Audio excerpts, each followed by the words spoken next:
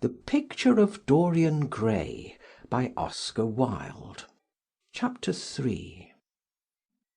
At 12:30 next day, Lord Henry Wotton strolled from Curzon Street over to the Albany to call on his uncle, Lord Fermor, a genial if somewhat rough-mannered old bachelor, whom the outside world called selfish because it derived no particular benefit from him, but who was considered generous by society, as he fed the people who amused him. His father had been our ambassador at Madrid when Isabella was young and Prim unthought of, but had retired from the diplomatic service in a capricious moment of annoyance, on not being offered the embassy at Paris, a post to which he considered that he was fully entitled by reason of his birth, his indolence, the good English of his dispatches, and his inordinate passion for pleasure. The son, who had been his father's secretary, had resigned along with his chief, somewhat foolishly as was thought at the time, and on succeeding some months later to the title, had set himself to the serious study of the great aristocratic art of doing absolutely nothing. He had 2 large town houses, but preferred to live in chambers, as it was less trouble, and took most of his meals at his club. He paid some attention to the management of his collieries in the Midland counties, excusing himself for this taint of industry on the ground that the one advantage of having coal was that it enabled a gentleman to afford the decency of burning wood on his own hearth. In politics he was a Tory, except when the Tories were in office, during which period he roundly abused them for being a pack of radicals. He was a hero to his valet, who bullied him, and a terror to most of his relations, whom he bullied in turn. Only England could have produced him, and he always said that the country was going to the dogs. His principles were out of date, but there was a good deal to be said for his prejudices. When Lord Henry entered the room, he found his uncle sitting in a rough shooting coat, smoking a cheroot and grumbling over the Times. "Well, Harry," said the old gentleman, "what brings you out so early? I thought you dandies never got up till 2, and were not visible till 5.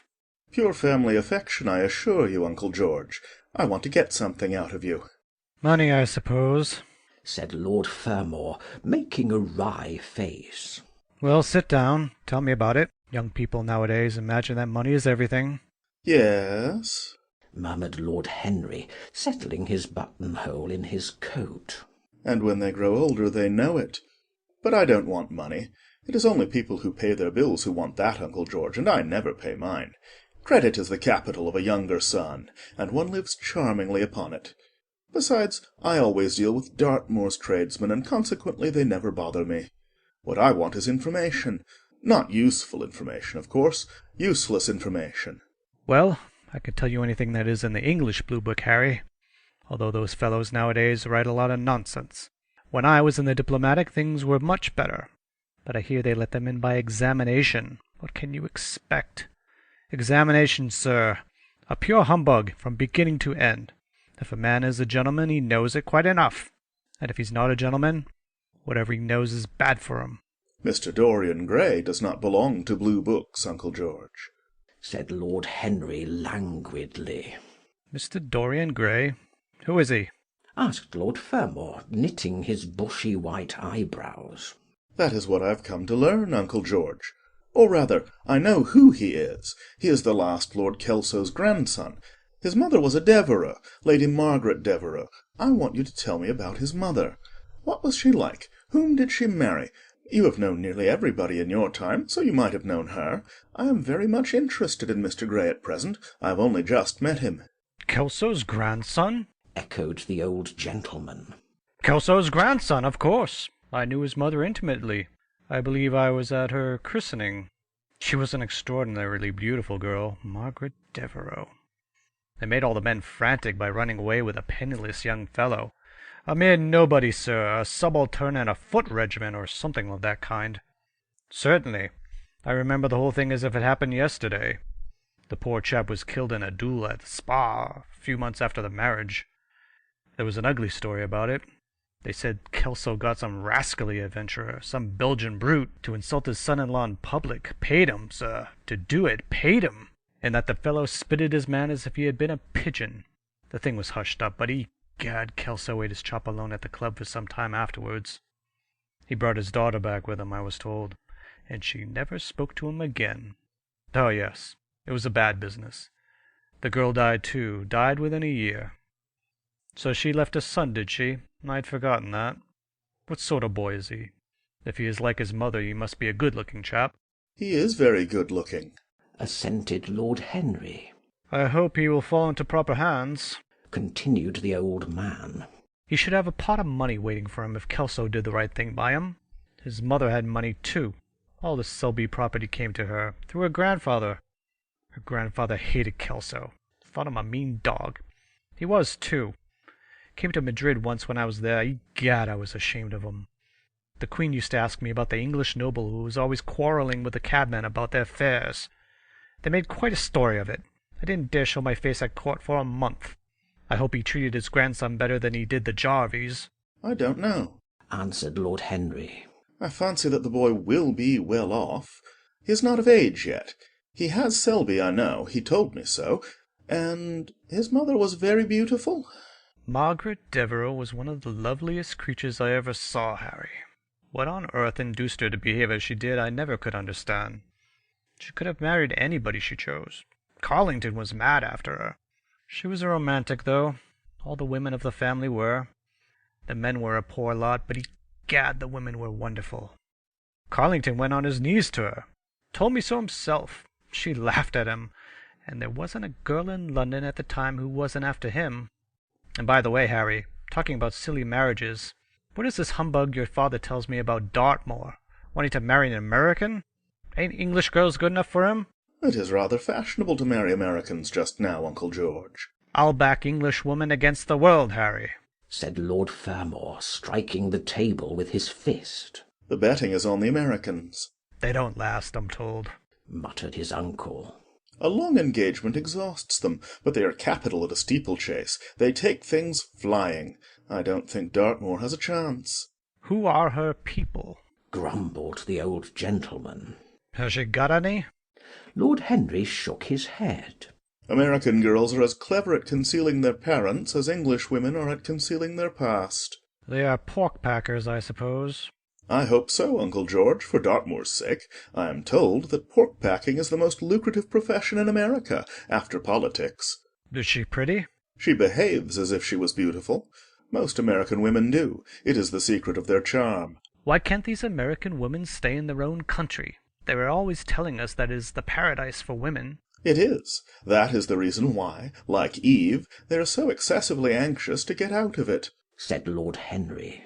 Goodbye, Uncle George. I shall be late for lunch if I stop any longer. Thanks for giving me the information I wanted. I always like to know everything about my new friends, and nothing about my old ones. Where are you lunching, Harry? At Aunt Agatha's. I have asked myself and Mr. Gray. He is her latest protégé. Tell your Aunt Agatha, Harry, not to bother me any more with her charity appeals. I am sick of them. Why, the good woman thinks I have nothing to do but write checks for her silly fads. All right, Uncle George, I'll tell her, but it won't have any effect. Philanthropic people lose all sense of humanity. It is their distinguishing characteristic. The old gentleman growled approvingly, and rang the bell for his servant. Lord Henry passed up the low arcade into Burlington Street, and turned his steps in the direction of Berkeley Square. So that was the story of Dorian Gray's parentage. Crudely as it had been told to him, it had yet stirred him by its suggestion of a strange, almost modern romance. A beautiful woman risking everything for a mad passion, a few wild weeks of happiness cut short by a hideous, treacherous crime, months of voiceless agony, and then a child born in pain, the mother snatched away by death, the boy left to solitude and the tyranny of an old and loveless man. Yes, it was an interesting background. It posed the lad, made him more perfect, as it were.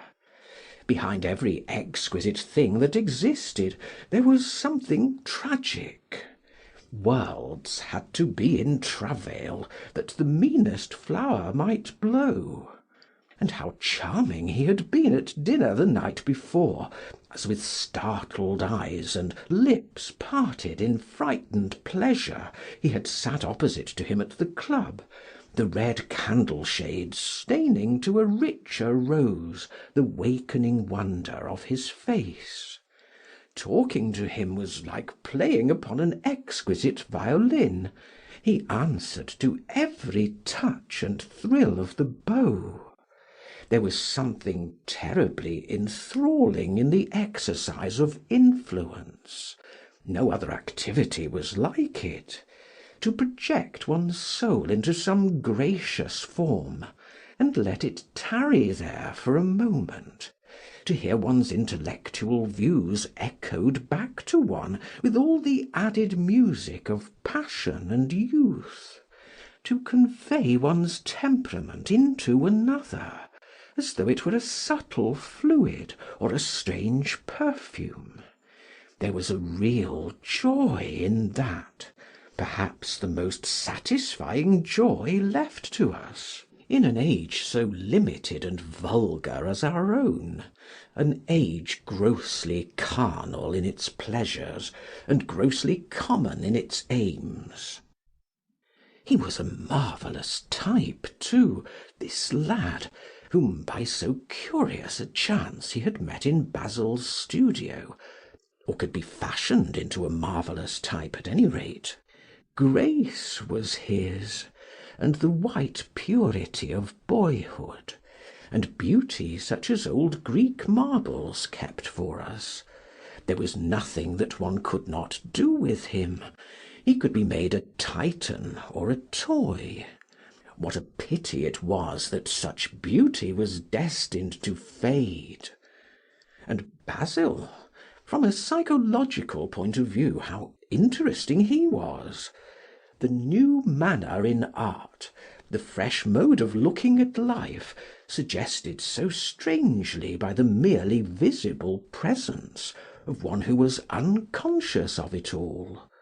The silent spirit that dwelt in dim woodland and walked unseen in open field, suddenly showing herself dryad-like and not afraid, because in his soul who sought for her there had been wakened that wonderful vision to which alone are wonderful things revealed, the mere shapes and patterns of things becoming, as it were, refined, and gaining a kind of symbolical value, as though they were themselves patterns of some other and more perfect form, whose shadow they made real.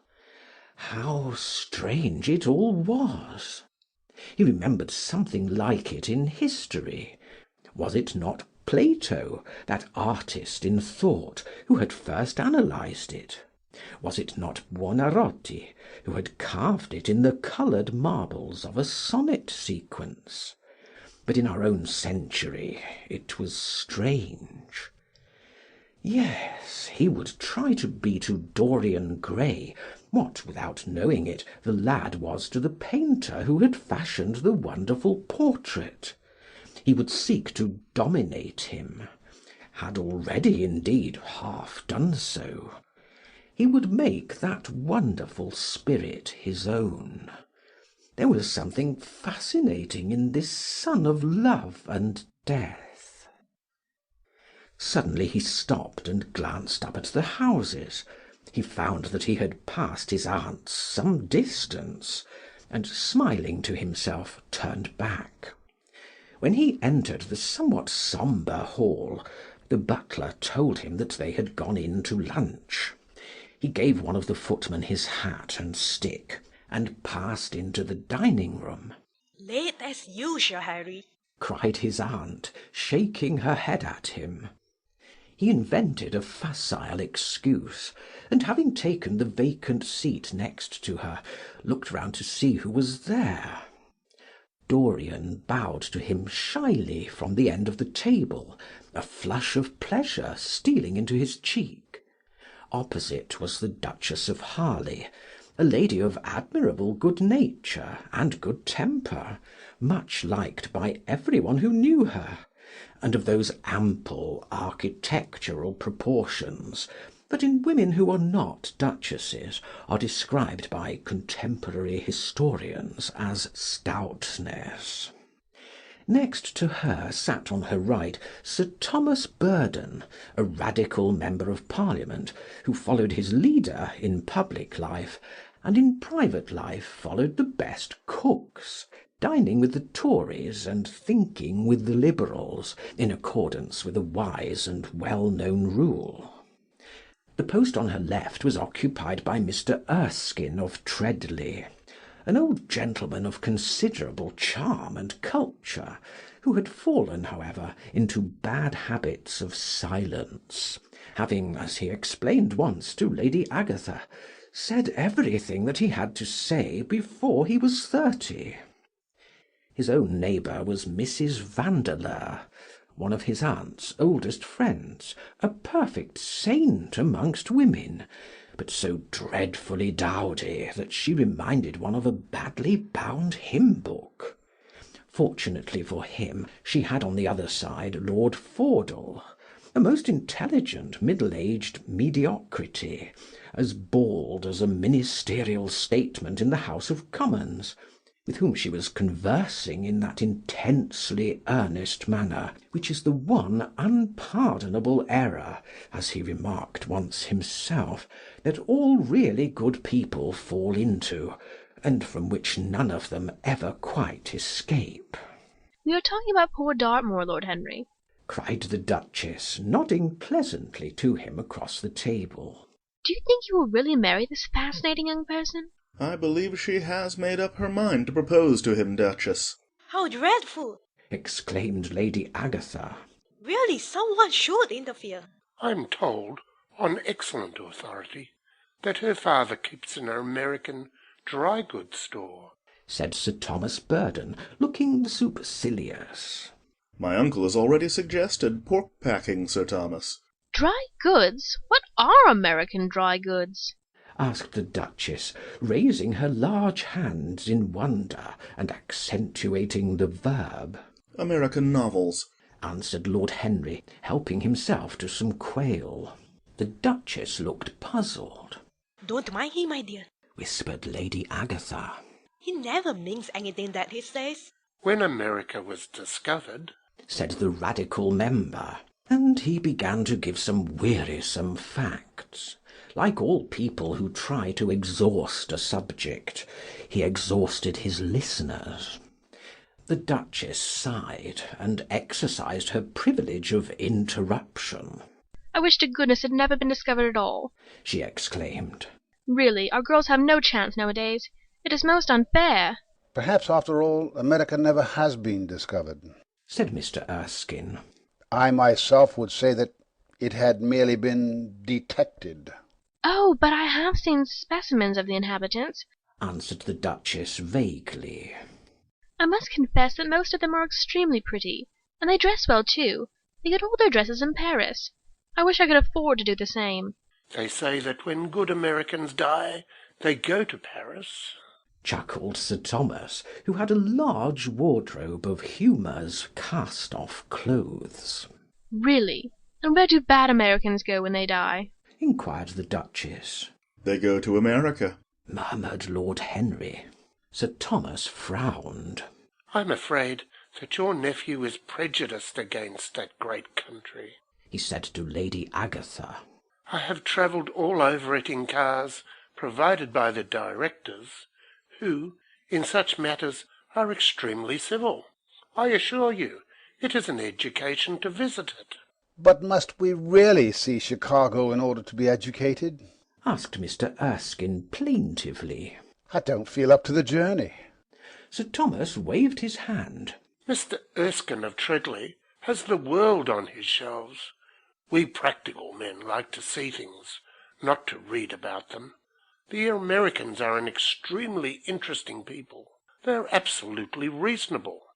I think that is their distinguishing characteristic. Yes, Mr. Erskine, an absolutely reasonable people. I assure you, there's no nonsense about the Americans. How dreadful! Cried Lord Henry. I can stand brute force, but brute reason is quite unbearable. There is something unfair about its use. It is hitting below the intellect. I do not understand you, said Sir Thomas, growing rather red. I do, Lord Henry, murmured Mr. Erskine with a smile. Paradoxes are all very well in their way, rejoined the baronet. Was that a paradox? Asked Mr. Erskine. I did not think so. Perhaps it was. Well, the way of paradoxes is the way of truth. To test reality, we must see it on a tightrope. When the verities become acrobats, we can judge them. Dear me, how you men argue. Said Lady Agatha. I'm sure I never can make out what you're talking about. Oh, Harry, I'm quite vexed with you. Why don't you try to persuade our nice Mr. Dorian Gray to give up the East End? I assure you he would be quite invaluable. They would love his playing. I want him to play to me, cried Lord Henry, smiling, and he looked down the table and caught a bright answering glance. But they are so unhappy in Whitechapel, continued Lady Agatha. I can sympathize with everything except suffering, said Lord Henry, shrugging his shoulders. I cannot sympathize with that. It is too ugly, too horrible, too distressing. There is something terribly morbid in the modern sympathy with pain. One should sympathize with the colour, the beauty, the joy of life. The less said about life's sores, the better. Still, the East End is a very important problem, remarked Sir Thomas with a grave shake of the head. Quite so, answered the young lord. It is the problem of slavery, and we try to solve it by amusing the slaves. The politician looked at him keenly. What change do you propose, then? He asked. Lord Henry laughed. I don't desire to change anything in England, except the weather, he answered. I am quite content with philosophic contemplation. But as the 19th century has gone bankrupt through an over-expenditure of sympathy, I would suggest that we should appeal to science to put us straight. The advantage of the emotions is that they lead us astray, and the advantage of science is that it is not emotional. But we have such grave responsibilities, ventured Mrs. Vandeleur timidly. Terribly grave, echoed Lady Agatha. Lord Henry looked over at Mr. Erskine. Humanity takes itself too seriously. It is the world's original sin. If the caveman had known how to laugh, history would have been different. You are really very comforting, warbled the Duchess. I have always felt rather guilty when I came to see your dear aunt, for I take no interest at all in the East End. For the future I shall be able to look her in the face without a blush. A blush is very becoming, Duchess, remarked Lord Henry. Only when one is young, she answered. When an old woman like myself blushes, it is a very bad sign. Ah, Lord Henry, I wish you would tell me how to become young again. He thought for a moment. Can you remember any great error that you committed in your early days, Duchess? He asked. A great many, I fear, she cried. Then commit them over again, he said gravely. To get back one's youth, one has merely to repeat one's follies. A delightful theory, she exclaimed. I must put it into practice. A dangerous theory, came from Sir Thomas's tight lips. Lady Agatha shook her head, but could not help being amused. Mr. Erskine listened. Yes, he continued. That is one of the great secrets of life. Nowadays most people die of a sort of creeping common sense, and discover when it is too late that the only things one never regrets are one's mistakes. A laugh ran round the table. He played with the idea and grew wilful, tossed it into the air and transformed it, let it escape and recaptured it, made it iridescent with fancy and winged it with paradox. The praise of folly, as he went on, soared into a philosophy, and philosophy herself became young, and catching the mad music of pleasure, wearing, one might fancy, her wine-stained robe and wreath of ivy, danced like a bacchante over the hills of life, and mocked the slow Silenus for being sober. Facts fled before her like frightened forest things. Her white feet trod the huge press at which wise Omar sits, till the seething grape juice rose round her bare limbs in waves of purple bubbles, or crawled in red foam over the vat's black, dripping, sloping sides. It was an extraordinary improvisation. He felt that the eyes of Dorian Gray were fixed on him, and the consciousness that amongst his audience there was one whose temperament he wished to fascinate seemed to give his wit keenness and to lend colour to his imagination. He was brilliant, fantastic, irresponsible. He charmed his listeners out of themselves, and they followed his pipe, laughing. Dorian Gray never took his gaze off him, but sat like one under a spell, smiles chasing each other over his lips, and wonder growing grave in his darkening eyes.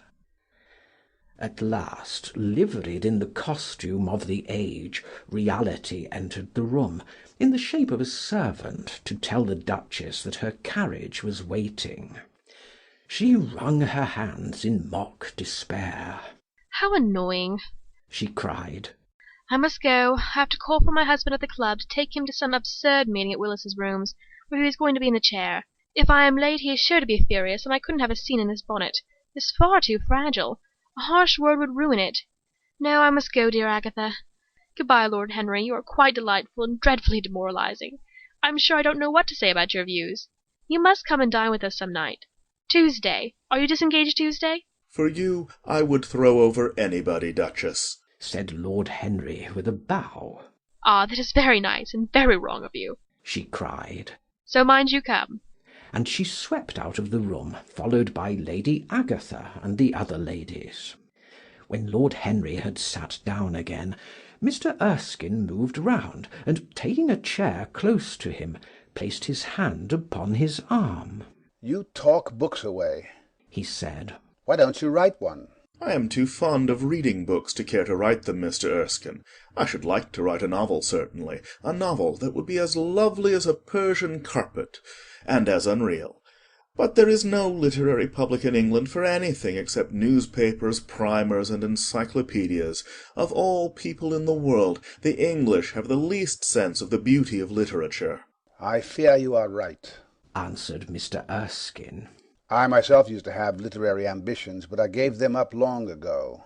And now, my dear young friend, if you will allow me to call you so, may I ask if you really meant all that you said to us at lunch? I quite forget what I said, smiled Lord Henry. Was it all very bad? Very bad indeed. In fact, I consider you extremely dangerous, and if anything happens to our good Duchess, we shall all look on you as being primarily responsible. But I should like to talk to you about life. The generation into which I was born was tedious. Some day when you are tired of London, come down to Treadley and expound to me your philosophy of pleasure over some admirable Burgundy I am fortunate enough to possess.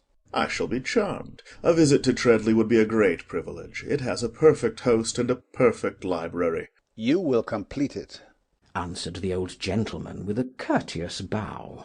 And now I must bid good-bye to your excellent aunt. I am due at the Athenaeum. It is the hour when we sleep there.